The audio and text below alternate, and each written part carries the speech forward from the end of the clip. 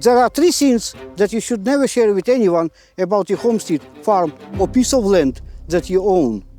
Keeping those things private will make your life easier, prevent jealousy in other people, and make a better neighbors. And as we go through each of those scenes, I will also share my unfortunate personal experience. And at the very end, I will talk about scene number 4 that I think you also should keep private and to yourself. Never tell people how much land you own. And this point seems to be more applicable to people who own somewhat larger chunk of land, something like 50 plus or 100 plus acres. A smaller acreage doesn't seem to have the same effect.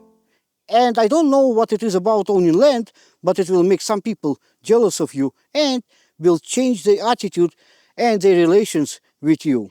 Not everybody. Most people will be happy, but some people will change their attitude and will treat you much worse.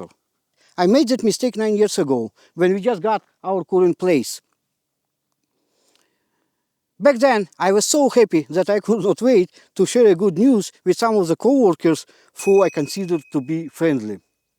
It didn't take long time, but by the end of the same day, the word spread around, and everybody who knew me pretty much came around to talk to me about that.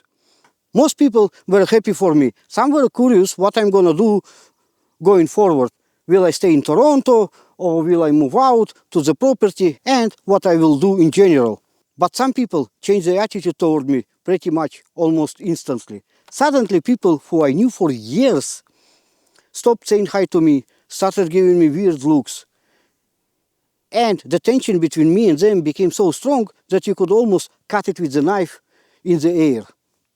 It's almost like somebody turned the light switch off and the room went dark. And mind you, I worked in that place for 9 years, and some of those people knew me throughout all those years. For me, the damage has been done, and I realized that I should have kept my mouth shut. So, if you bought property with the land, or maybe you already own one and you work somewhere, keep that information to yourself. Even if you feel like you want to share with people who will be happy for you, still, don't do it. Because like in my case, eventually the word will spread around and eventually everybody will know about it. And if, let's say, you kept it quiet, but somehow people still figure out, just keep your answer vague. Tell people, yes, I got a little bit of land and maybe one day I will do something on it. Just don't go into details. I just figured, since I worked there and the place pays my bills, supports my family, and supports my lifestyle, I just don't want this type of drama going on. If you think about it, there's really no upside on sharing that information, but a lot of downside when you do it and things become sour. But that goes beyond just not sharing that information in the workplace. You should not share it with your neighbors either. And I will touch on it a bit more in the next point, because two of them go together. Never tell other people how many animals you raise. When that question comes from people from your area or other farmers who also raise animals, it's almost never curiosity driven, but an indirect way to get a feel on how much money you make. It's similar to if you want to know a person's age but don't want to ask them directly, so you can ask them how many years ago they graduated from high school or how many years ago they got their driver's license. When we just moved into our current place and got our first animals, which at the time were cattle, I happened to get into conversation with one of my Mennonite neighbors. And one of the very first things that he asked me was how much land I own and how many animals I am planning to raise. Being naive, I of course told him all that information, but when I asked him the same question, he told me he doesn't remember how many acres he owns and he is not sure how many animals he has. By the way he looked away from me and answered, it was clear. He knew the answer, but he just didn't want to share it with me. Later on, living in the area, I witnessed the same phenomena a lot of times. People are very eager to ask how much land you own or how many animals you raise, but they absolutely don't want to answer the same question to you. So I started answering the same way. For the land, I would tell people that it's 100 plus acres. And for the animals, I would say I buy and sell them all the time, so I'm not sure how many exactly I have.